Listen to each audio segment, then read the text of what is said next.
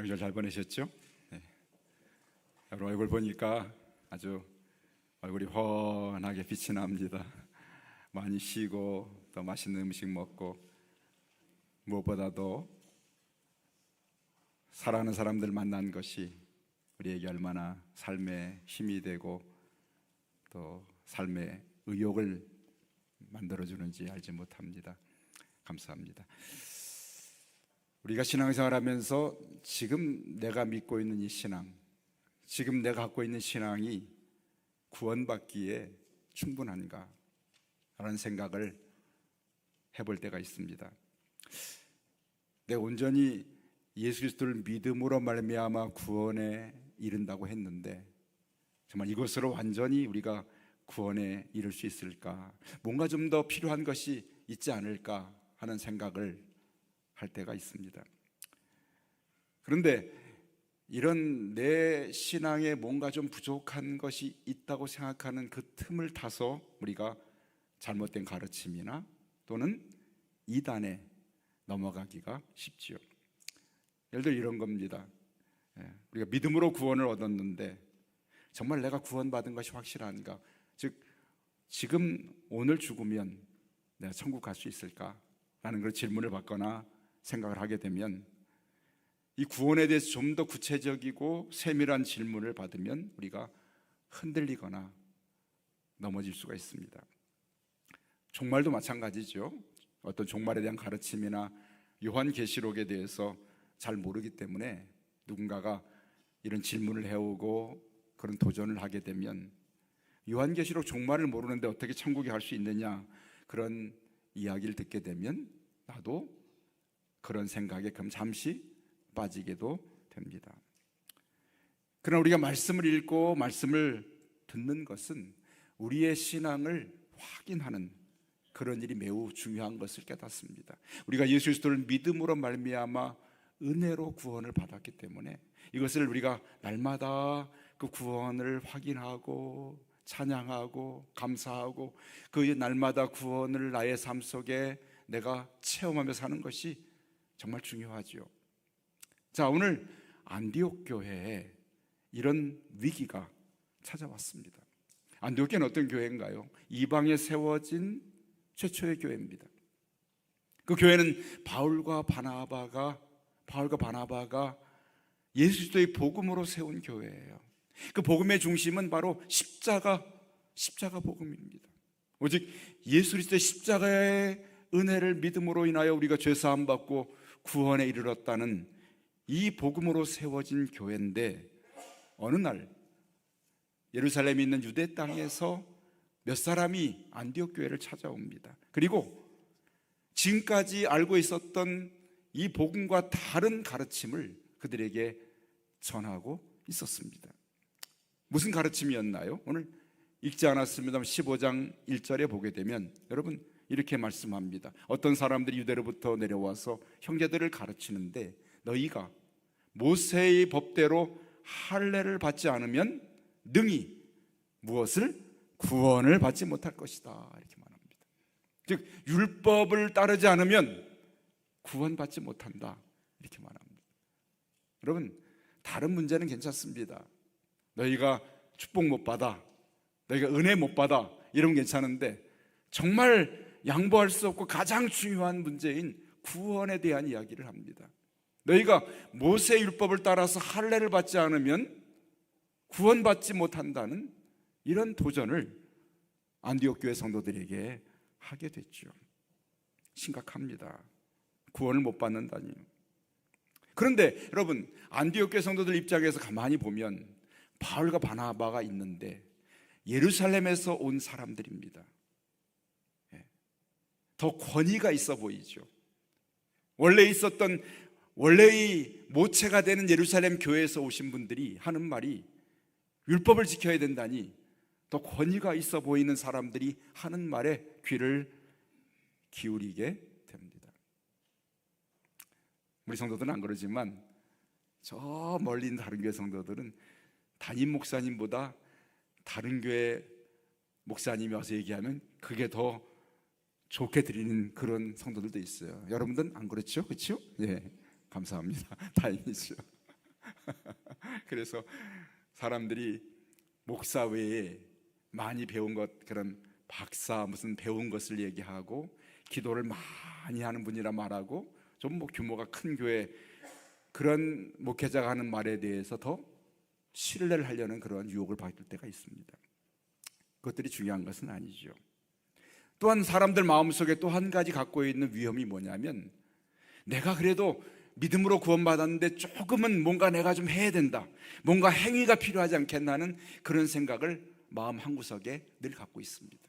그래도 내가 좀 뭔가 이렇게 좀 기도도 해야 되고 예배도 잘 드려야 되고 11조도 해야 될 것 같고 뭔가 좀 행위가 있어야 내가 구원받지 않겠는가 하는 그런 마음을 갖고 있는 안디옥 교회 성도들 또는 우리들에게 이들이 던진 그러한 문제는 매우 심각한 갈등을 그리고 분열을 낳게 됩니다.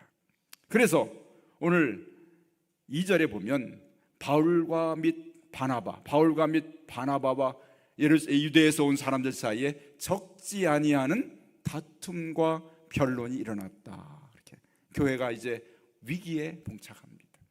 다툼과 변론이 일어났다는 것이죠. 그렇습니다.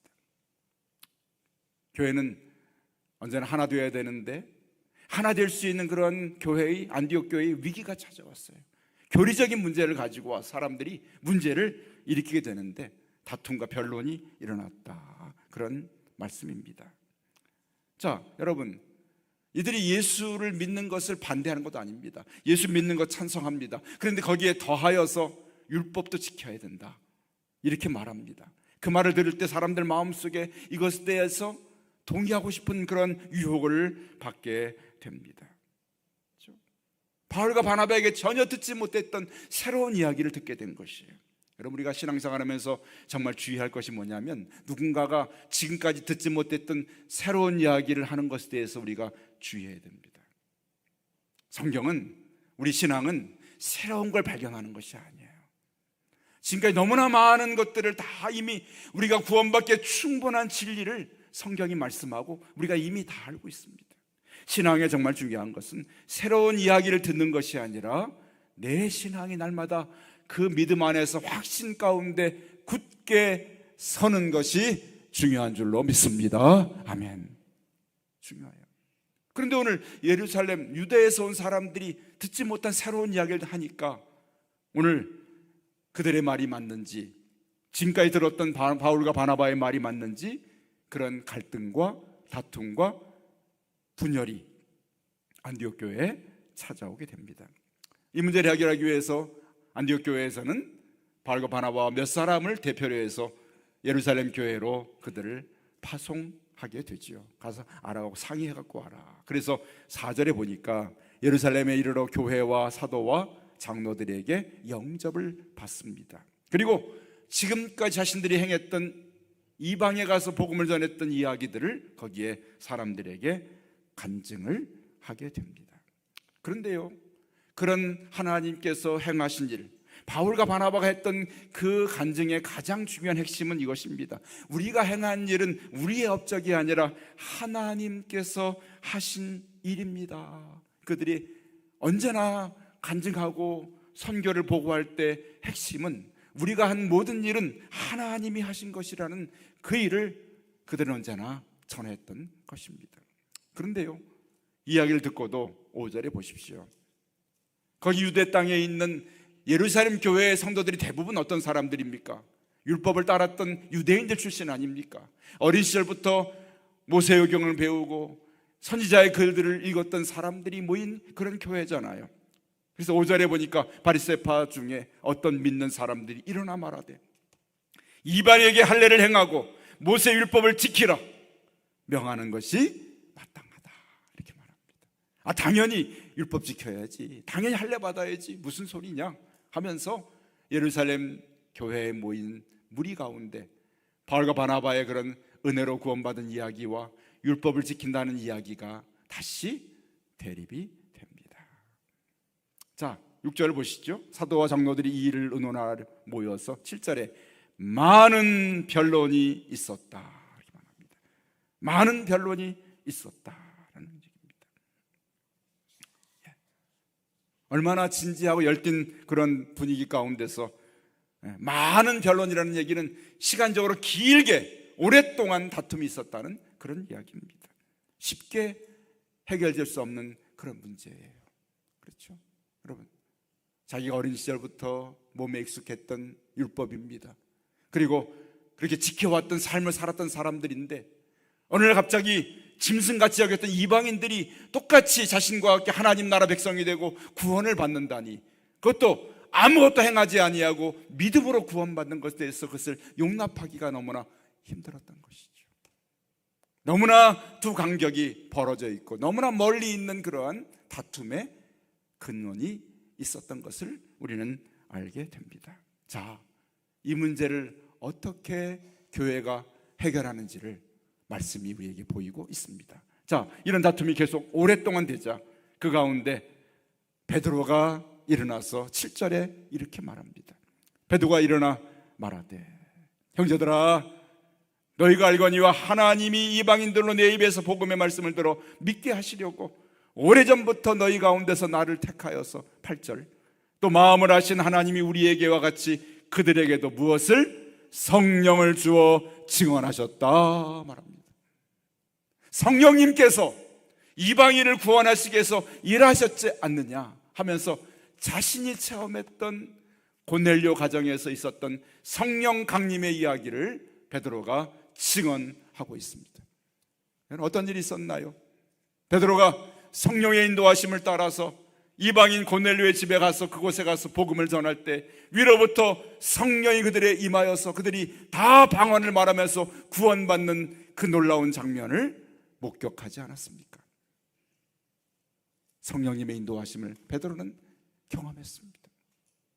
그도 율법을 따르는 사람이었지만 그가 변화된 것은 성령님의 임재를 경험하고 성령님의 일하신 현장을 목격한 이후에 그가 변화된 것이 변화됐습니다. 고넬료의 집에 있었던 성령 강림을 우리는 이방인의 오순절이라고 부릅니다. 사도행전 2장에서 유대인들 120명의 예수님의 제자들 가운데 임했던 성령 강림이 이방인의 고넬료의 가정에 동일하게 임했던 것이죠. 네, 그렇습니다. 그 성령 강림 앞에 베드로가 굴복하게 된 것이고 그것을 인정하게 된 것입니다. 네. 그러면서 베드로가 이렇게 말합니다. 19절이죠. 믿음으로 그들이 마음을 깨끗하게 하사 그들이나 우리나 차별하지 아니하셨다. 차별하지 않으셨다. 그렇게 증언합니다. 그러면 10절에 이렇게 묻습니다. 그들에게 지금 너희가 어찌하여 하나님을 시험하여서 우리 조상과 우리도 능히 매지 못했던 멍에를 제자들의 목에 두려느냐. 우리도 다 율법을 따라 살지 못했지 않느냐. 어떻게 그런데 이 율법을 이방인들에게 지키라고 그들의 목에 멍에를 매려고 하느냐. 베드로가 이렇게 자신들의 부족함을 인정합니다. 그리고 여러분 11절 가장 중요한 베드로의 설교의 핵심 같이 읽습니다. 11절 읽습니다. 큰 소리로 그러나 우리는 그들이 우리와 동일하게 주 예수의 무엇으로? 은혜로 구원받은 줄을 믿노라 하니라. 아멘. 다시 한번 우리는 그들이 우리와 동일하게 주 예수의 은혜로 구원받는 줄을 믿노라. 아멘. 베드로가 거기서 말합니다. 우리가 무엇으로 구원받느냐? 율법을 지켜서가 아니라 주 예수의 은혜로 구원받지 않았느냐? 베드로가 이렇게 자신의 체험과 성령의 역사를 경험하고 나서 청중들 앞에서 자신의 구원에 대해서 하나님이 하시는 큰 일에 대해서 주 예수의 은혜로 구원받는 것 아니냐라는 말씀을 전하게 됩니다. 우리가 신앙생활 하면서요 마음에 기쁘고 감사하고 행복하고 늘 충만하고 예배가 행복하고 기도하는 시간이 즐겁고 나의 삶의 신앙이 너무나 행복한 가장 중요한 그 행복의 근원은 바로 성령의 인도하심에 있는 줄로 믿습니다. 아멘. 성령의 인도하심을 경험하게 되면 늘 행복하고 충만한 삶을 살 수 있는데, 그런데 신앙생활이 날마다 낙심이 되고 기쁨이 없고 열정도 식어버리고 감사를 잃어버리고 삶의 행복하지 못하고, 그런 이유의 가장 중요한 이유는 내 안에서 성령의 함께 하신 은혜를 내가 잃어버렸기 때문에 이와 같은 신앙의 모습을 갖고 있는 것을 깨달아야 할 줄로 믿습니다. 성령의 은혜를 받은 사람은 이와 같이 자신의 부족함을 깨닫고, 그리고 하나님이 일하시는 것을 바라보면서 하나님의 은혜를 따라 사는, 하나님의 일하신 성령의 일하심을 날마다 따라서 살아가는 삶을 살 수 있는 것이 바로 성령의 인도함 받는 사람의 삶의 특징인 줄로 믿습니다. 오늘 6절 8절에 있어 하나님이 우리에게도 같이 그들에게도 성령을 주셨지 않느냐 말씀하시면서, 오늘 우리가 구원받은 것은 그들과 동일하게 주 예수의 은혜로 구원받은 줄을 나는 믿습니다 라고 고백합니다. 그렇습니다. 우리 신앙생활에서 어떤 행위는 내가 믿음으로 구원받은 것의 열매예요. 열매. 내가 그렇게 행하여서 구원받는 것이 아니라 믿음으로 구원받고 나서 구원받는 사람의 삶을 살기 때문에 구원의 열매가 나의 삶의 행위로 나타나는 것이에요. 그 열매는 사람마다 다를 수 있습니다. 저 사람은 저런 삶의 열매를 맺고 이 사람은 이런 삶의 열매를 맺는 것이죠. 항상 같은 것은 아닙니다. 자, 베드로가 이와 같이 정말 중요한 문제를 여기서 해결을 합니다. 여러분, 만약에 이 모임에서 과연 유대인들의 주장처럼 우리가 율법을 지켜야 되고 할례를 받아서 구원받는 것을 결정했다면 그 복음은 우리에게 오지 않았을 것입니다. 이 복음은 유대인의 복음에 그쳤을 것입니다. 정말 중요한 순간에 성령님이 그들을 감동하셔서 유대인들이 율법 지키는 것을 포기하고 그것이 구원의 길이 아닌 것을 깨닫고 오직 예수 그리스도를 믿음으로 은혜로 구원받은 것을 인정했기 때문에 그 복음이 우리에게까지 오늘 임하게 된 것을 알 수가 있습니다. 아멘. 얼마나 감사한 일이죠. 자, 이러자 또 한 명의 지도자 야고보가 이 모든 일의 결론을 짓습니다.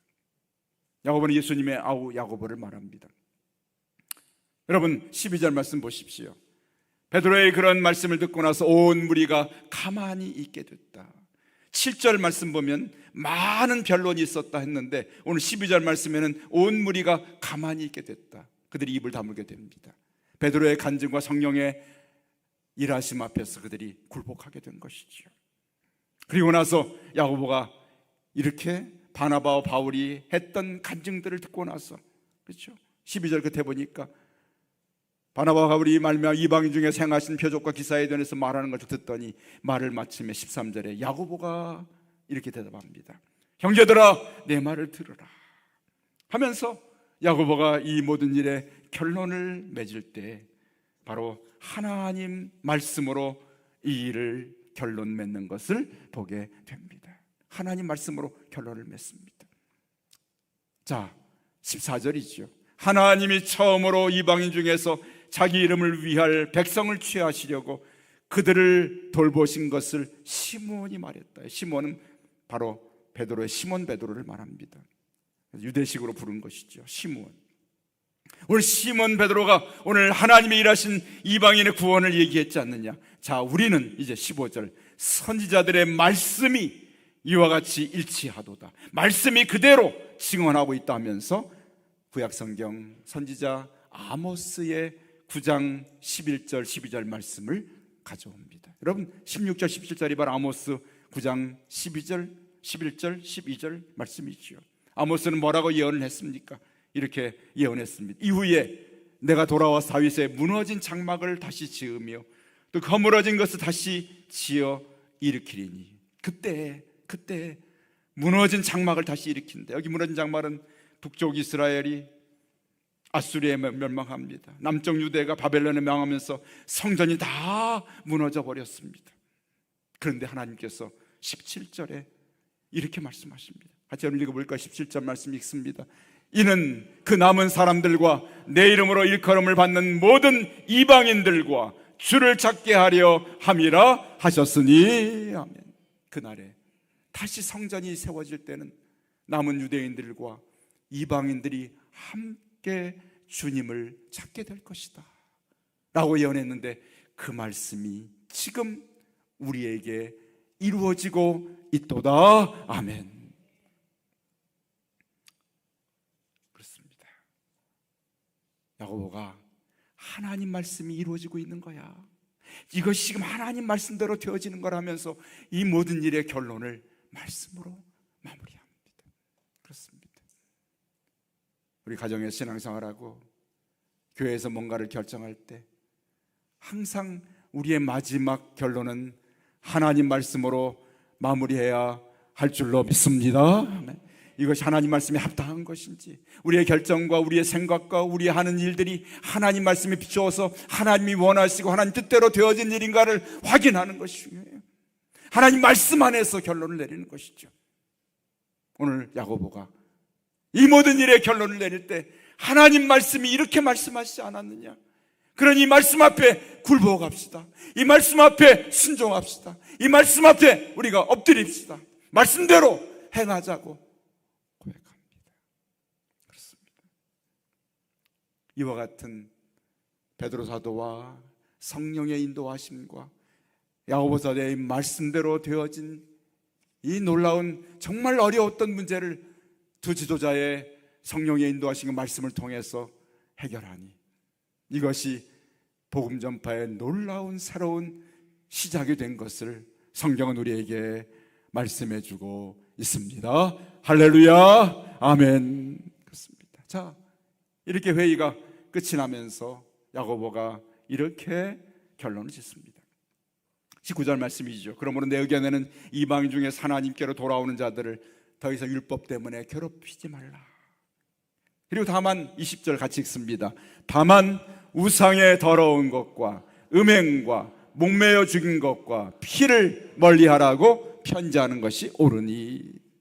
네 가지에 대해서 야고보가 제안을 합니다. 여러분, 율법을 지키라고 하진 않겠습니다. 그러나 네 가지는 이방인들에게 우리가 금할 것을 말합니다. 첫째로는 우상의 더러운 것을 피하고, 음행을 피하고, 목매어 죽인 것과 피를 멀리하라는 이러한 제안을 하게. 이것을 지키라는 말씀은 아닙니다. 무엇 때문이었을까요? 여러분, 유대인 신자들이 볼 때 정말 삶에서 견딜 수 없는 것이 바로 이런 우상 숭배와 음행과 또는 목매어 죽이는 것과 피를 가까이 하는 것에 대해서 도무지 용납할 수 없는 그런 내용들이었습니다. 이것은 무엇입니까? 바로 유대인 신자들에 대한 이방인 신자들의 배려였습니다. 배려입니다. 적어도 예수 믿고 구원받은 사람이면 이러한 삶에 대해서는 지켜줄 것을 부탁하는. 그래서 유대인 신자들이 볼 때 그들을 형제로 여기고 같은 교회 공동체로 여길 수 있는 그러한 가장 기본적인 몇 가지 사항을 그들에게 부탁하는 말씀으로 이 모든 일들을 마무리 짓고 있습니다. 놀랍죠? 여러분, 오늘 베드로나 야고보나 여기 모인 사람들의 마음속에 중요한 한 가지가 있었는데, 그것은 뭘까요? 그들은 바로 교회 공동체를 소중하게 여기는 것이었습니다. 교회 공동체가 갈등으로 또는 분열로, 다툼으로, 변론으로 그렇게 깨어지고 상처받기를 원치 않았습니다. 나의 주장이 있었습니다. 나의 신앙이 있었습니다. 내가 원하는 신앙의 색깔이 있고, 내가 원하는 신앙의 모습이 있고, 내가 살아왔던 신앙의 그런 경험과 지금까지 살아왔던 관습이 있지만 이 모든 것들을 내려놓습니다.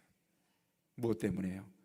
교회의 하나됨을 위한 것입니다. 교회 하나됨을 위한 것입니다.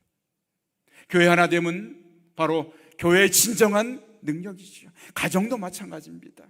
가정에서도 가족 사이에 신앙의 색깔이 다를 수 있습니다. 그렇죠? 아내가 남편의 신앙을 인정해야 되는데 좀 열심히 적다고 해서 남편의 신앙을 좀 이렇게 무시할 수 있어요. 우리 남편은 나중에 천국 갈 때 내 치맛자락 붙들고 갈 거야. 남편이 또 아내의 신앙에 너무 극성맞다고 그렇게 꾸중할 수 있습니다. 중요한 것은 나의 신앙의 색깔이 중요한 것이 아닙니다. 그것을 강요하는 것이 아니에요.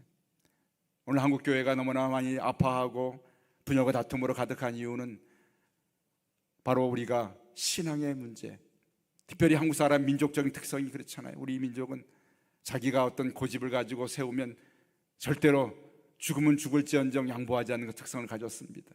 그것이 교회까지 들어와가지고 교회에 어떤 다툼이 생기게 되면 생명 걸고 다투는 모습들을 우리가 보게 됩니다. 오늘 예루살렘 교회가 정말 해결의 어려운 문제를 성령의 인도하심과 말씀 안에서 해결하고 나서 서로를 배려하는 모습이 얼마나 아름다운지를 우리가 보게 됩니다. 그렇습니다.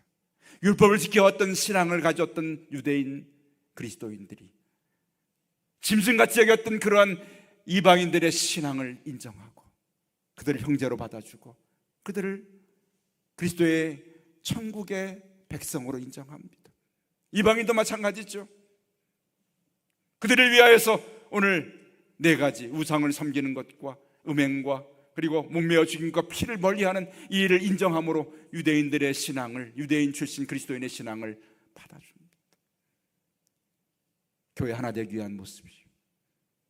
가정의 신앙이 하나 되기 위한 배려와 관용. 정말 중요한 것은 내 신앙을 주장하는 중요한 것이 아니라 정말 중요한 것은 교회가 하나 되는 것이, 가정이 믿음으로 하나 되는 것이 정말 중요한 신앙의 모습인 것을 깨닫기를 주의 이름으로 축복합니다. 아멘. 하나 될 때 능력이 있는 거예요. 하나 되지 못하면 아무리 내가 뛰어나고 아무리 내가 대단해도 그것은 아무것도 이루지 못합니다. 오늘 초대교회는 하나됨을 위해서 많이 애썼습니다. 형제관계를 잃어버리지 않고 말씀대로 하나 되기 위한 교회의 소중함을 잃어버리지 않기 위하여서 그들에게는 자신들의 기준, 자신의 고집이 중요치 않았죠. 자신의 생각의 기준이 중요하지 않았습니다.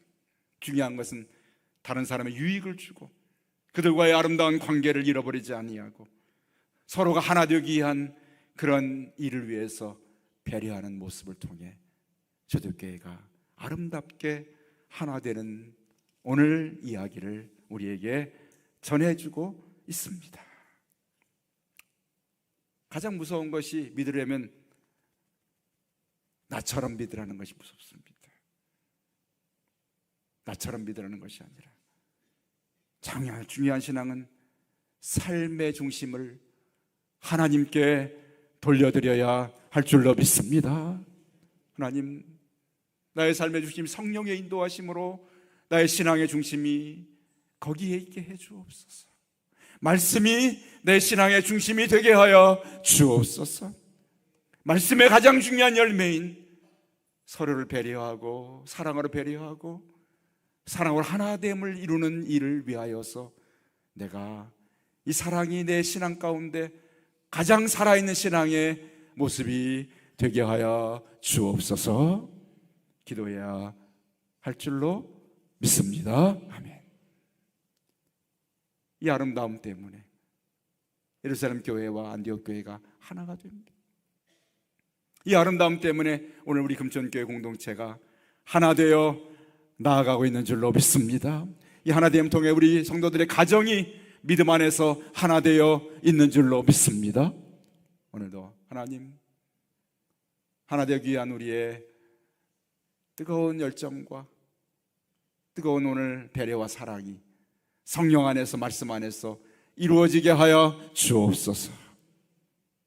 나의 신앙을 위한 주장이 아니라 다른 영혼들을 배려하고 그리고 그 영혼들이 교회 안에서 어떤 가정 안에서 하나 되기 위해서 힘쓰는 그런 관용과 배려가 살아있는 사랑의 사람이 되게 하여 주옵소서.